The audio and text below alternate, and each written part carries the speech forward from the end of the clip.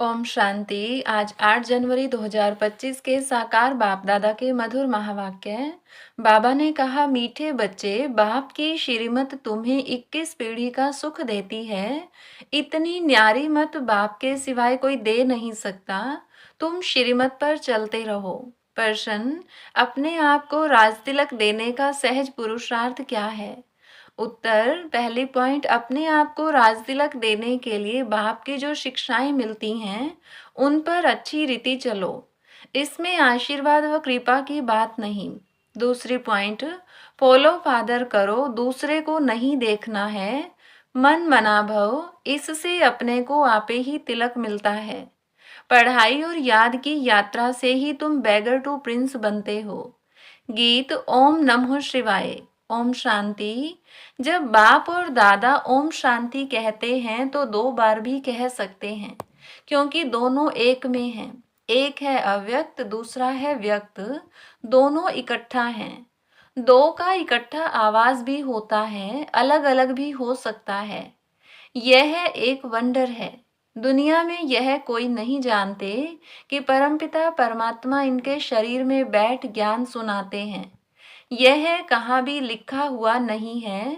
बाप ने कल्प पहले भी कहा था, अभी भी कहते हैं कि मैं इस साधारण तन में बहुत जन्मों के अंत में इनमें प्रवेश करता हूँ, इनका आधार लेता हूँ। गीता में कुछ न कुछ ऐसे वर्शंस हैं जो कुछ रियल भी हैं। यह रियल अक्षर हैं, मैं बहुत जन्मों के अंत में प्रवेश करता हूँ, जबकि यह वानप्रस्थ अवस्था में है।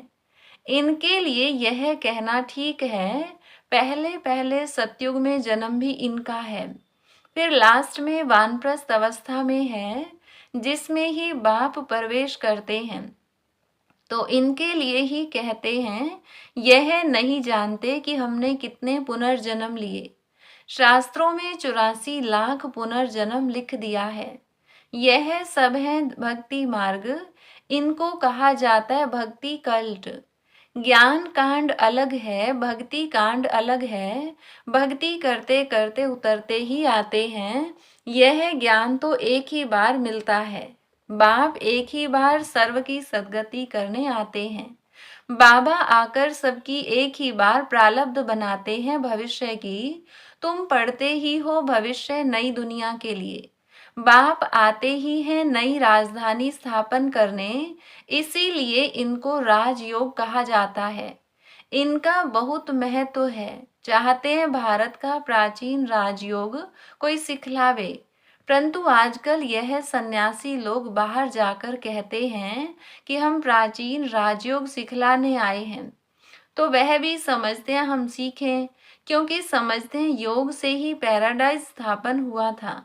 बाप समझाते हैं योग बल से तुम पैराडाइज के मालिक बनते हो। पैराडाइज स्थापन किया है बाप ने, कैसे स्थापन करते हैं वह नहीं जानते। यह राजयोग रूहानी बाप ही सिखलाते हैं, जिस्मानी कोई मनुष्य सिखला न सके। आजकल एडल्ट्रेशन करप्शन तो बहुत है ना, इसलिए बाप ने कहा है मैं पतितों को पावन बनाने वाला हूँ। जरूर फिर पतित बनाने वाला भी कोई होगा। अभी तुम जज करो, बरोबर ऐसे है ना। मैं ही आकर सभी वेदों शास्त्रों आदि का सार सुनाता हूँ। ज्ञान से तुमको 21 जन्मों का सुख मिलता है। भक्ति मार्ग में है अल्पकाल क्षण भंगुर सुख। यह है 21 पीढ़ी का सुख जो बाप ही देते हैं। बाप तुमको सदगति देने के लिए जो श्रीमत देते हैं वह सबसे न्यारी है। यह बाप सबकी दिल लेने वाला है। जैसे वह जड़ दिलवाड़ा मंदिर है, यह फिर है चैतन्य दिलवाला मंदिर। एक्यूरेट तुम्हारी एक्टिविटी के ही चित्र बने हैं। इस समय तुम्हारी एक्टिविटी चल रही है। दिल वाला बाप मिला है, सर्व का सदगति करने वाला, सर्व का दुख हर कर सुख देने वाला। कितना उच्च ते उच्च गाया हुआ है। उच्च ते उच्च है भगवान शिव की महिमा। भल चित्रों में शंकर आदि के आगे भी शिव का चित्र दिखाया है। वास्तव में देवताओं के आगे शिव का चित्र रखना तो निषेध है, वह तो भक्ति करते नहीं। भक्ति न देवताएं करते न सन्यासी कर सकते हैं। वह है ब्रह्म ज्ञानी तत्व ज्ञानी। जैसे यह आकाश तत्व है वैसे वह ब्रह्म तत्व है। वह बाप को तो याद करते नहीं, न उनको यह महामंत्र मिलता है। यह महामंत्र बाप ही आकर संगम युग पर देते हैं। सर्व का सद्गति दाता बाप एक ही बार आकर मन मनाभव का मंत्र देते हैं। बाप कहते हैं, बच्चे देह सहित देह के सब धर्म त्याग, अपने को ऐशरीरी आत्मा समझ मुझे याद करो। कितना सहज समझाते हैं। रावण राज्य के कारण तुम सब देह अभिमानी बने हो। अभी बाप तुमको आत्म अभिमानी बनाते हैं। अपने को आत्मा समझ मुझ बाप को याद करते रहो तो आत्मा में जो खाद पड़ी है वह निकल जाए। सतो प्रधान से सतो में आने से कलाएं कम होती है ना। सोने की भी कैरेट होती है ना। अभी तो कलयुग अंत में सोना देखने में भी नहीं आता। सतयुग में तो सोने के महल होते हैं। कितना रात दिन का फर्क है। उसका नाम ही है गोल्डन एज्ड वर्ल्ड। वहां ईंट पत्थर आदि का काम नहीं होता। बिल्डिंग बनती है तो उसमें भी सोने चांदी के सिवाय और किच्चड़ पट्टी नहीं होती। वहां साइंस से बहुत सुख है। यह भी ड्रामा बना हुआ है। इस समय साइंस घमंडी है। सतयुग में घमंडी नहीं कहेंगे। वहां तो साइंस से तुमको सुख मिलता है। यहाँ है अल्पकाल का सुख, फिर इससे ही बड़ा भारी दुख मिलता है। बॉम्ब्स आदि यह सब विनाश के लिए बनाते ही रहते हैं। बॉम्ब्स बनाने के लिए दूसरों को मना करते हैं, फिर खुद बनाते रहते हैं। समझते भी हैं इन बॉम्ब्स से हमारी ही मौत होनी है, लेकिन फिर भी बनाते रहते हैं।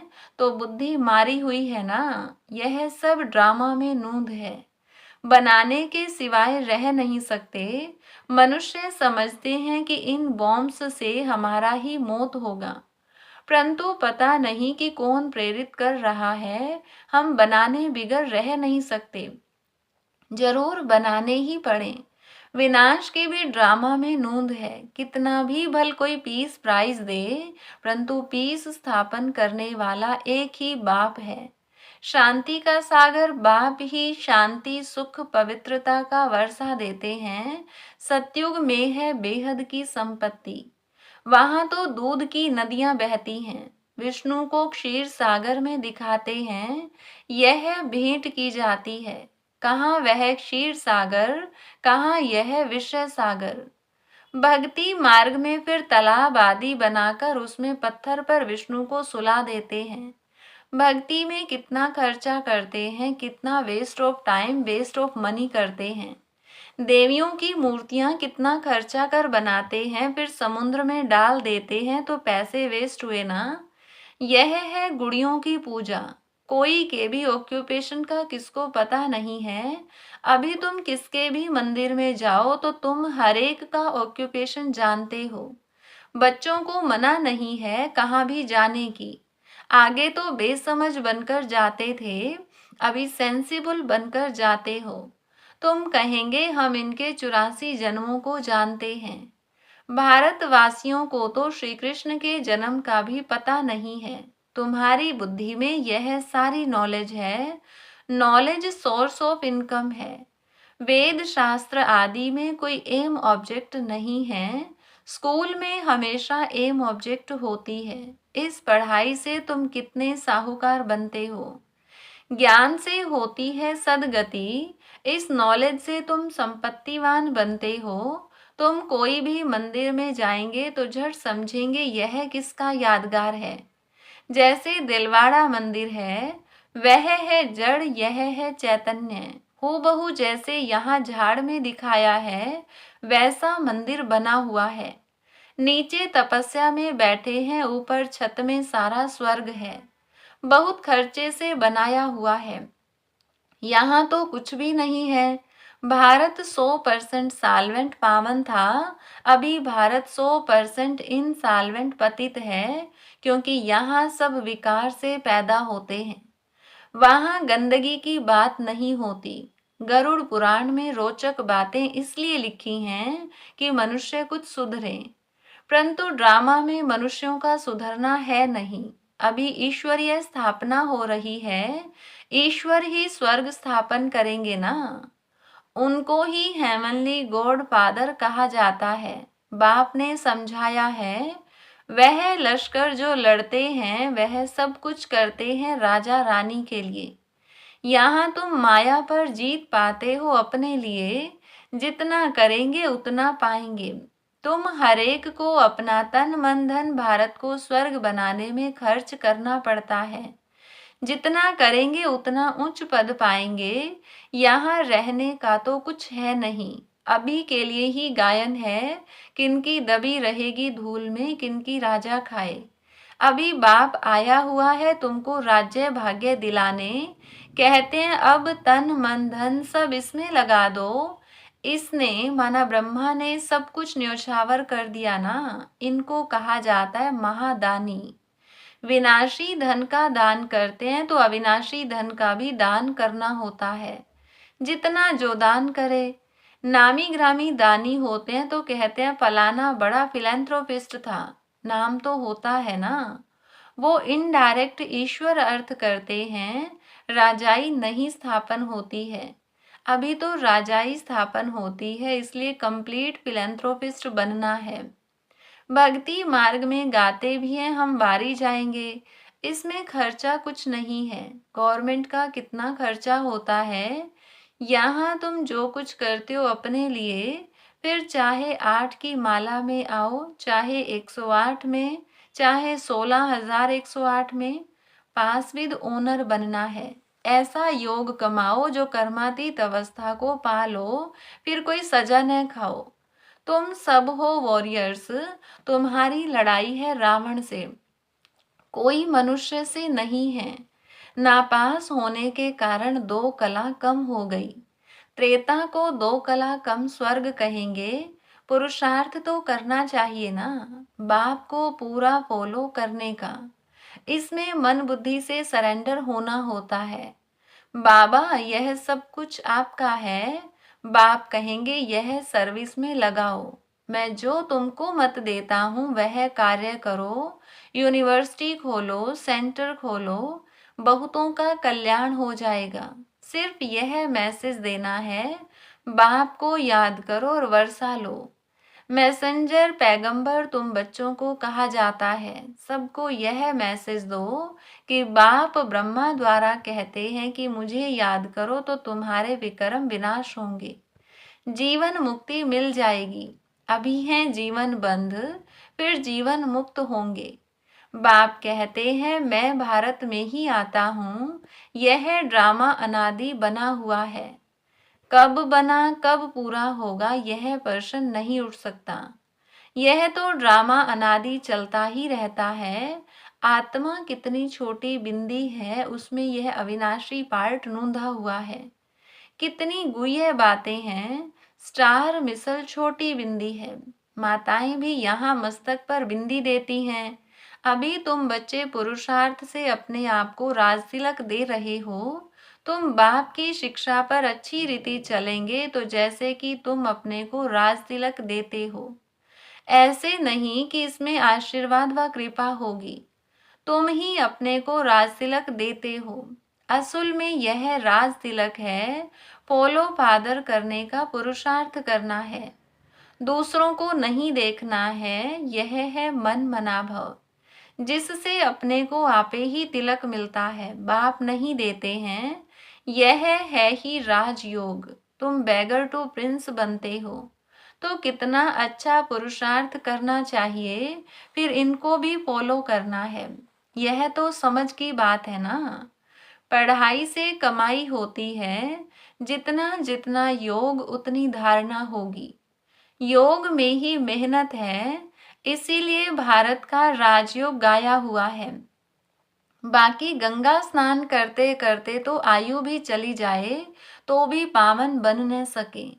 भक्ति मार्ग में ईश्वर अर्थ गरीबों को देते हैं। यहाँ फिर खुद ईश्वर आकर गरीबों को ही विश्व की बादशाही देते हैं। गरीब निवाज है ना, भारत जो 100% सॉल्वेंट था, वह इस समय 100% इनसॉल्वेंट है। दान हमेशा गरीबों को दिया जाता है। बाप कितना उच्च बनाते हैं, ऐसे बाप को गाली देते हैं। बाप कहते हैं ऐसे जब ग्लानि करते हैं तब मुझे आना पड़ता है। यह भी ड्रामा बना हुआ है। यह बाप भी है, टीचर भी है। सिख लोग कहते हैं सतगुरु अकाल। बाकी भक्ति मार्ग के गुरु तो ढेर हैं। अकाल को तख्त सिर्फ यह मिलता है, तुम बच्चों का भी तख्त यूज करते हैं। कहते हैं मैं इनमें प्रवेश कर सबका कल्याण करता हूँ। इस समय इनका यह पार्ट है। यह बड़ी समझने की बातें हैं, नया कोई समझ न सके। अच्छा, मीठे मीठे सिकिलधे बच्चों प्रति माता पिता बाप दादा का याद प्यार और गुड मॉर्निंग। रूहानी बाप की रूहानी बच्चों को नमस्ते। रूहानी बच्चों की रूहानी बाप दादा को नमस्ते। धारणा के लिए मुख्य सार, पहली पॉइंट, अविनाशी ज्ञान धन का दान कर महादानी बनना है। जैसे ब्रह्मा बाप ने अपना सब कुछ इसमें लगा दिया, ऐसे पोलो फादर कर राजाई में उच्च पद लेना है। दूसरी पॉइंट, सजाओं से बचने के लिए ऐसा योग कमाना है जो कर्मातीत अवस्था को पा ले। पांचवी ओनर बनने का पूरा पूरा पुरुषार्थ करना है, दूसरों को नहीं देखना है। वरदान, कड़े नियम और दृढ़ संकल्प द्वारा अलबेलेपन को समाप्त करने वाले ब्रह्मा बाप समान अथक भव। ब्रह्मा बाप समान अथक बनने के लिए अलबेलेपन को समाप्त करो। इसके लिए कोई कड़ा नियम बनाओ, दृढ़ संकल्प करो। अटेंशन रूपी चौकीदार सदा अलर्ट रहे तो अलबेलापन समाप्त हो जाएगा। पहले स्व के ऊपर मेहनत करो, फिर सेवा में, तब धरनी परिवर्तन होगी। अभी सिर्फ कर लेंगे हो जाएगा। इस आराम के संकल्पों के डंलप को छोड़ो, करना ही है। यह स्लोगन मस्तक में याद रहे तो परिवर्तन हो जाएगा। स्लोगन समर्थ बोल की निशानी है, जिस बोल में आत्मिक भाव और शुभ भावना हो। मनसा सेवा के लिए आज की पॉइंट है, जितना जितना समय समीप आता जा रहा है उतना व्यर्थ संकल्प भी बढ़ रहे हैं। लेकिन यह चुकतू होने के लिए बाहर निकल रहे हैं। उन्हों का काम है आना और आपका काम है उड़ती कला द्वारा, सकाश द्वारा परिवर्तन करना। घबराओ नहीं, उसके सेक में नहीं आओ। अच्छा, ओम शांति।